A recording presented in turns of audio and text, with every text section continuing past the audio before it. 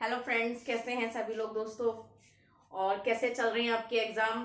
Feedback से तो ऐसा लगता है कि एग्जाम बहुत अच्छे हो रहे हैं आप सभी लोगों के, क्योंकि सभी के कमेंट और फीडबैक आते हैं पॉजिटिव।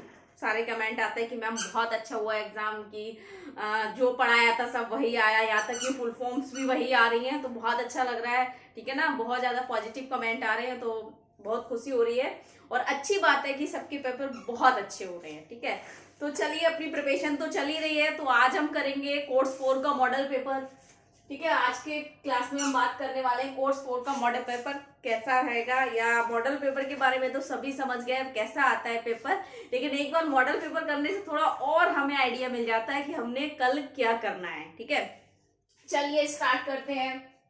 सब कुछ पता चल ही गया है, बस डायरेक्ट प्रश्नों पर ही आते हैं कि क्या क्या है। ठीक है, सभी प्रश्नों का उत्तर दे, प्रत्येक प्रश्न का 1 अंक है, यानी कि हम करेंगे answer all question, each question 1 carries.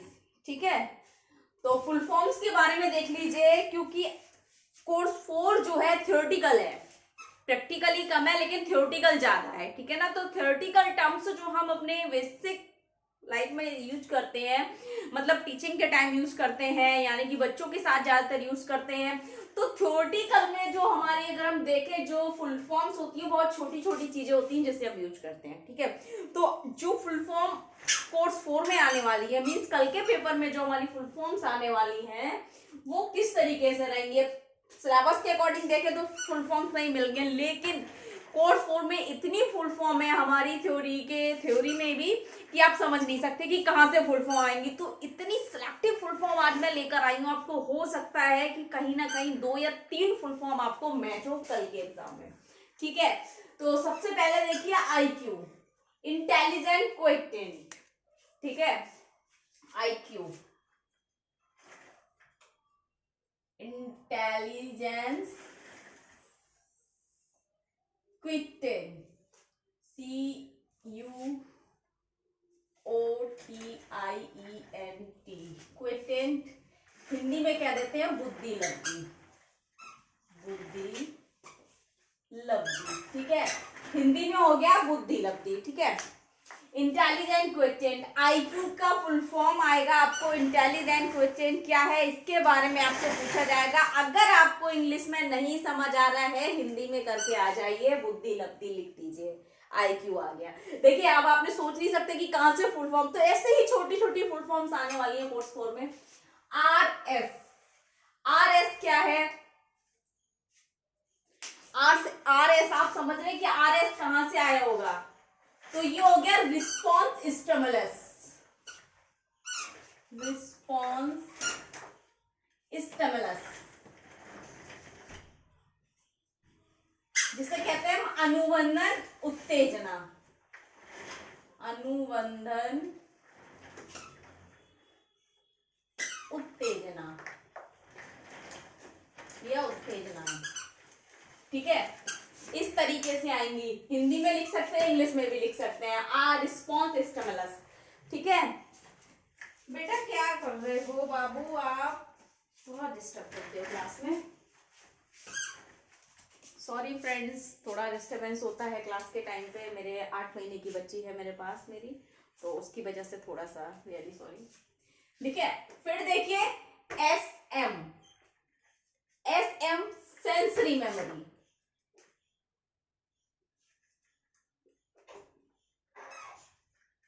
यानी कि सेंसरी संवेदीय स्मृति। देखिए दोस्तों, ये संवेदी का हमने वो मेमोरी का टाइप किया था ना, sensory memory, long term memory, short term memory, types of memory जो किया था, तो उसी का एक उसमें जितनी भी, जैसे शॉर्ट टर्म मेमोरी SM हो गया, लॉन्ग टर्म मेमोरी LTM हो गया, शॉर्ट टर्म मेमोरी STM हो गया। ठीक है, तो ये फुल फॉर्म्स आ सकती हैं। दूसरा है आपका LTM, यानी कि long term memory, long term memory, memory. ठीक है, हिंदी सेंसरी मेमोरी का हो जाएगा संवेदीय स्मृति, संवेदी स्मृति। बेटा कैमरे से दूर रहो।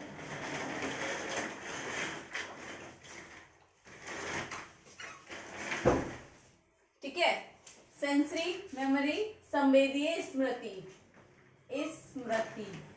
ठीक, LTM हो गया गया आपका लॉन्ग टर्म मेमोरी, यानी कि दीर्घकालिक स्मृति। हिंदी हो जाएगी इसकी दीर्घकालिक स्मृति। ठीक। CA क्रोनोलॉजिकल एज, यानी कि कालानुक्रमिक आयु। CA देखिए क्रोनोलॉजिकल एज, ठीक है, यानी कि कालानुक्रमिक आयु, क्रमिक आयु।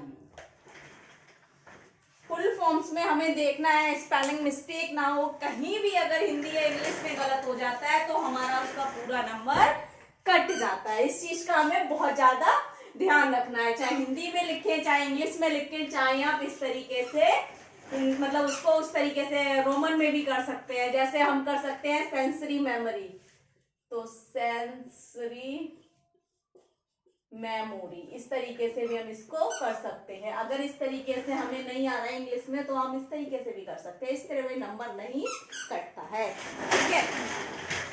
उसके बाद देखिए दोस्तों पार्ट बी पर आ जाइए। पार्ट बी के लिए कल के पेपर से रिलेटेड कौन कौन से क्वेश्चन रहने वाले हैं जो मोस्ट इंपोर्टेंट रहेंगे, ठीक है। तो पार्ट बी से देखिए क्वेश्चन कौन कौन से इंपोर्टेंट रहेंगे।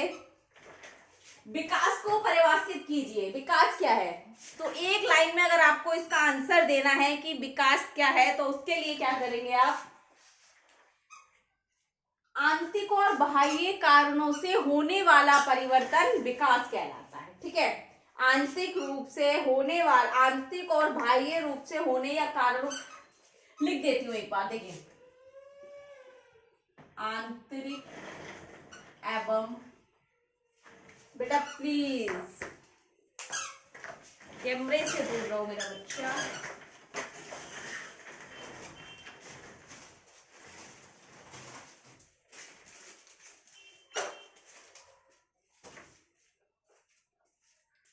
ठीक है। आंतरिक एवं बाह्य कारणों से होने वाले या होने वाला परिवर्तन विकास कहलाता है, विकास कहलाता है, ठीक है। इस तरीके से आपने इसका आंसर देना है। दूसरा क्वेश्चन है वृद्धि को परिभाषित कीजिए, यानी कि डिफाइन ऑफ ग्रोथ, ठीक है। ग्रोथ को आप कैसे डिफाइन करेंगे, ग्रोथ क्या है, तो हम लिखेंगे किसी व्यक्ति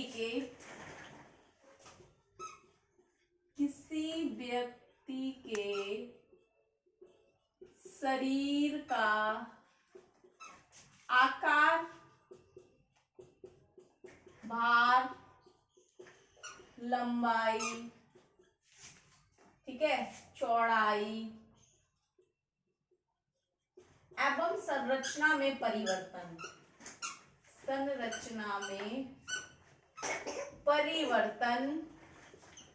वृद्धि कहलाता है, वृद्धि कहलाता है।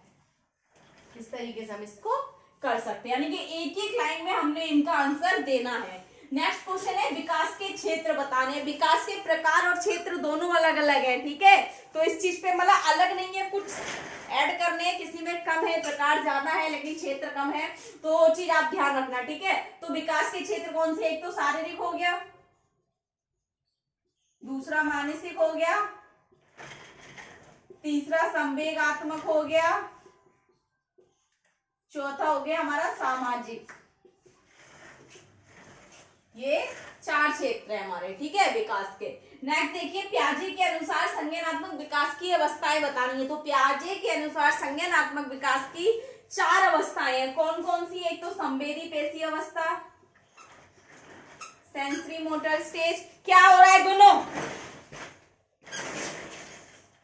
सेंसरी मोटर स्टेज, संवेदी पेशी अवस्था,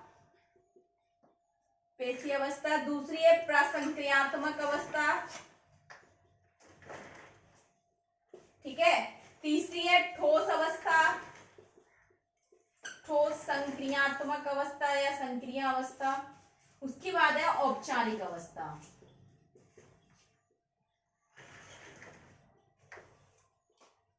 ठीक है, ये 4 अवस्थाएं हैं हमारी। ठीक है, तो आप ध्यान रखना इस चीज को। पियाजे की संज्ञानात्मक, या फिर आपको प्रश्न इस तरीके से भी आ सकता है कि संज्ञानात्मक विकास की 4 अवस्थाएं किसने दी हैं? तो याद रखना, जीन पियाजे ने संज्ञानात्मक विकास की 4 अवस्थाएं दी हैं। ठीक है, उसके बाद देखिए क्वेश्चन नंबर 5, शिक्षा मनोविज्ञान के जनक कौन है? Edward Thorndike. एडवर्ड थॉर्नडाइक है, थॉर्नडाइक। ठीक, इनके अलग अलग नाम भी है, संवेदी पेशी अवस्था, प्रसंक्रियात्मक अवस्था, ठोस अवस्था, जैसे इसको मूर्त अवस्था भी कहते हैं। ठीक है, इसको अमूर्त भी बोलते हैं। ठीक है, इस चीज का ध्यान रखना, अलग अलग नामों से इनके हर अवस्था के कई नाम हैं इनके। ठीक है, अलग अलग नामों से भी जाना जाता है। ठीक है, तो ऐसा ना हो आप पढ़ के मूर्त अवस्था जाए, अमूर्त अवस्था जाए तो गलत हो जाएगा, ऐसा नहीं है, अलग अलग नामों से भी इनको जाना जाता है। ठीक, तो ये हमारे 5 क्वेश्चन हो गए। इस तरीके के प्रश्न आपको कल देखने को मिलेंगे। हो सकता है 2 या 3 प्रश्न आपको इसमें से कल देखने को मिल जाए। ठीक है, पार्ट सी पर बात कर लेते हैं जल्दी से। क्वेश्चन नंबर 1 देखिए, विकास को प्रभावित करने वाले कारकों की व्याख्या कीजिए। विकास को प्रभावित करने वाले कारकों की व्याख्या, क्योंकि अगर विकास को प्रभावित करने वाले जो कारक है हमारे, उनके बारे में पता है तो क्वेश्चन बहुत ही अच्छा है, इस क्वेश्चन को नहीं छोड़ना है। ठीक है, दूसरा हो गया हमारा क्वेश्चन नंबर 2, प्रकृति बनाम पालन पोषण से आप क्या समझते हैं? ठीक है, नेचर वर्सेस नेचर के बारे में इसमें बताना है आपने, तो इसके बारे में क्या समझते हैं, तो ये टॉपिक भी मैंने करा दिया है। क्वेश्चन फर्स्ट भी मैंने आपको कराया है, देखिए टॉपिक जाके कोर्स 2 पर देखिए, और आईडी की ओल्ड प्लेलिस्ट आप उसमें भी देख सकते हैं। ग्रोथ एंड डेवलपमेंट पेपर 2 और कोर्स 2 दोनों में आपको ये टॉपिक मिलेंगे। क्वेश्चन नंबर 3 देखिए, विकास एवं वृद्धि में अंतर स्पष्ट कीजिए। तो विकास एवं वृद्धि का अंतर इस तरीके से करना है, ये चीज मैं आपको पहले ही क्लियर कर चुकी हूँ। ठीक है, बहुत ही अच्छे से कर सकते हैं। नेक्स्ट देखिए, शैक्षिक मनोविज्ञान में शिक्षकों के लिए प्रासंगिकता और क्षेत्रों का महत्व, तो कम से कम 99% इस क्वेश्चन के आने के चांसेस है। क्वेश्चन फर्स्ट भी 99% आपको देखने को मिलेगा, और आपको प्रकृति बनाम ये भी आपको 99% मिलेगा कम से कम। ठीक है, इस चीज को आप ध्यान रखें। ये टॉपिक आपको पढ़ने ही पढ़ने हैं, कल के पेपर के लिए ये प्रिपेयर करके जरूर जाए, क्योंकि इससे रिलेटेड ही आपको कल पेपर देखने को मिलेगा। ठीक है, उसके बाद आ जाता है क्वेश्चन 5 देखिए, पियाजे का संज्ञानात्मक सिद्धांत दीजिए। पियाजे का जो संज्ञानात्मक सिद्धांत है उसके बारे में आपने पूरा लिखना है, तो बहुत ही इजी है। अगर आपने इससे थ्योरीज जो की होंगी आपने, उनके बारे में आपने बताना है। क्वेश्चन 6 है, बाल विकास की अवस्थाओं का वर्णन कीजिए। बाल विकास की अवस्थाओं को 2 भागों में बांटा गया है। ठीक है, बाल विकास की अवस्थाओं को, हाँ, तो एक तो आप जन्म से पहले की अवस्था हो गई और जन्म के बाद की अवस्थाएं हैं। ठीक है, तो जो भ्रूण अवस्था, पिंड अवस्था, ठीक है, ये हमारी सारी क्या है, बीज अवस्था, ये हमारी गर्भ के समय, क्या नहीं, गर्भ से पहले, मतलब सॉरी, जन्म से पहले की अवस्थाएं हैं। फिर सब पूर्व अवस्था है, और हमारी बाल शैश अवस्था, बाल अवस्था, किशोर अवस्था, ये सारी हमारे बाद की अवस्थाएं। तो इनके बारे में आपने बताना है। बहुत अच्छे से मैं कराई चुकी हूँ, शॉर्ट में भी बता चुकी हूँ, लॉन्ग में भी बता चुकी हूँ, तो आप इनको प्लेलिस्ट में जाकर आप देख सकते हैं। अब बात आती है, इस प्रकार के क्वेश्चन आते हैं तो हमने कौन से क्वेश्चन सेलेक्ट करने हैं। जैसे संज्ञानात्मक विकास का सिद्धांत जो आ गया, यहाँ पर सिद्धांत में आप कुछ गलत नहीं कर सकते, बड़ा चढ़ाकर नहीं लिख सकते, अपने शब्दों में नहीं लिख सकते। तो इस प्रकार के क्वेश्चन से हमें बचना होगा, अगर हमारे पास ऑप्शन है तो। उसके लिए हम क्या करेंगे, जैसे बाल विकास की अवस्थाओं के बारे में अगर हम हर अवस्था की एक विशेषता लिखेंगे ना, तो हम विशेषताओं में बहुत कुछ बढ़ा सकते हैं अपने बारे में, मतलब अपने शब्दों में हम किसी भी स्टेज के बारे में बहुत अच्छा एक्सप्लेनेशन दे सकते हैं। ठीक है ना, ठीक। उसके बाद देखिए आप उसके बारे में नेक्स्ट क्वेश्चन देख लीजिए, विकास एवं वृद्धि के अंतर को, आप विकास के बारे में पता होगा और वृद्धि के बारे में पता होगा तो बहुत अच्छे से आप डिफरेंस कर सकते हैं दोनों के बीच में। इस तरीके के क्वेश्चन हम करेंगे। फिर आ गया क्षेत्रों का महत्व, यानी कि शैक्षिक मनोविज्ञान में शिक्षकों के लिए प्रासंगिकता। तो इसमें क्या करेंगे, आप शैक्षिक मनोविज्ञान के बारे में बताएंगे थोड़ा सा। ठीक है, उसके बाद आप बताएंगे शिक्षकों के लिए क्या क्या प्रासंगिकता है और इसके क्या क्या क्षेत्र हैं और उनका महत्व बताएंगे। तो आप 5 नंबर में बहुत अच्छे से इस क्वेश्चन को कर सकते हैं। ठीक, इस प्रकार के के क्वेश्चन से हमें थोड़ा बचना होगा अगर हमारे पास और भी ऑप्शन है। पार्ट सी पर आ जाइए, सॉरी पार्ट डी, सी ये हो गया, पार्ट डी गलत हो रखा है यहाँ पर, कुछ भी करते हैं, पार्ट डी, ठीक है। तो पार्ट डी में देखिए किस प्रकार के क्वेश्चन, दोनों आज दो क्वेश्चन जो मैंने यहाँ पर लिखे हैं दोनों ही मोस्ट इंपोर्टेंट है, दोनों में से एक क्वेश्चन आपको जरूर मिलेगा, ठीक है। सबसे पहला क्वेश्चन है, विकास एवं वृद्धि की अवधारणा परिभाषा स्पष्ट करते हुए विकास के सिद्धांतों और प्रकारों को विस्तार करें। यानी कि विकास एवं वृद्धि के बारे में, विकास के बारे में भी बताना है, वृद्धि के बारे में बताना है, ठीक है। दोनों की परिभाषा यानी कि चार हो गए, चार और एक तीसरा अवधारणा, दोनों की अवधारणा 6 हेडिंग्स हो गए। उसके बाद विकास के सिद्धांत और उसके बाद प्रकार, यानी कि सिद्धांतों को अगर आप कम से कम 10 सिद्धांत है विकास के, 10 या 11, तो सभी सिद्धांतों को आप अगर आप करेंगे तो आपके कितने हो गए, 6 और 10 16 हेडिंग्स तो यही हो गए। उसके बाद प्रकार आप बताएंगे तो 4 प्रकार हैं विकास के, 16 4 20 हेडिंग्स हो गए। यानी कि ये क्वेश्चन हमारे लिए बहुत अच्छा रहेगा अगर ये अटेम्प्ट करेंगे हम 250 शब्दों में, ठीक है ना। तो इस प्रकार का क्वेश्चन करेंगे तो इससे रिलेटेड प्रश्न आपको जरूर देखने को मिलेगा कल के क्वेश्चन में, कल के क्वेश्चन पेपर में। बुद्धि का अर्थ, परिभाषा, प्रकार, विशेषताओं को स्पष्ट करते हुए गार्डनर का बहुबुद्धि सिद्धांत लिखिए। मल्टीपल इंटेलिजेंस के बारे में इसमें बात की है कि बुद्धि, पहले तो बुद्धि के बारे में बताने, उनके अर्थ, परिभाषा, प्रकार, फिर उनकी विशेषताओं के बारे में पूछा है, फिर उनका एक थ्योरी बतानी है आपको, मल्टीपल इंटेलिजेंस की थ्योरी उन्होंने जो गार्डनर ने दी है, तो उसके बारे में। तो यानी कि दोनों ही क्वेश्चन इतने मोस्ट इंपोर्टेंट है आपके लिए, दोनों में से कोई ना कोई एक क्वेश्चन आपको देखने को जरूर मिलने वाला है कल के पेपर के लिए। यानी कि कोर्स 4, कल तो आपकी छुट्टी होगी है ना, तो कल रिपब्लिक डे है, तो कल की छुट्टी होगी, यानी कि नेक्स्ट डे जब भी आपका ये पेपर है, 27 की बात करें, 27 में आपका कोर्स 4 होगा, कोर्स 4 का एग्जाम है, तो उसके लिए आप देख लीजिए इस तरीके के प्रश्न। और मेरे हिसाब से आप कोर्स 4 के लिए ना जितना आप प्रिपेयर कर लें उतना कम है, क्योंकि कोर्स 4 में कहीं से भी दे सकते हैं, लेकिन यूनिट फर्स्ट, सेकंड और थर्ड मोस्ट इंपोर्टेंट है। जो मैंने आपको वीडियोस कराई है मोस्ट इंपोर्टेंट टॉपिक और यूनिट्स की जो क्लास अपलोड की है, आप उसको एक बार फिर से देखिए। उसके बाद मोस्ट इंपोर्टेंट क्वेश्चंस की क्लास देखिए टॉपिक्स देखने के बाद, और उसके बाद आप इसको देखिए और आप फिर प्रिपेयर कीजिए कोर्स 4 की प्रिपरेशन जो आप करेंगे तब कीजिए। उसके बाद देखिए आपका पेपर कितना अच्छा होता है। वैसे भी मुझे ज्यादा आपको एक्सप्लेन करने की जरूरत नहीं है, क्योंकि आपके एग्जाम बहुत अच्छे जा रहे हैं, जो कराया जा रहा है वही आ रहा है पेपर्स में, तो ज्यादा दिक्कत की जरूरत नहीं है, टेंशन लेने की जरूरत नहीं है। इसके अलावा भी अगर आपको कुछ समझ नहीं आता है, कुछ डाउट लग रहा है, कुछ पूछना है, तो कमेंट बॉक्स में जाकर कमेंट करें। ज्यादा से ज्यादा वीडियो लाइक करें, चैनल को सब्सक्राइब करें, बेल आइकन को प्रेस करें ताकि नेक्स्ट आने वाली क्लास आप तक पहुंचती रहे। दोस्तों thank you so much, all the best.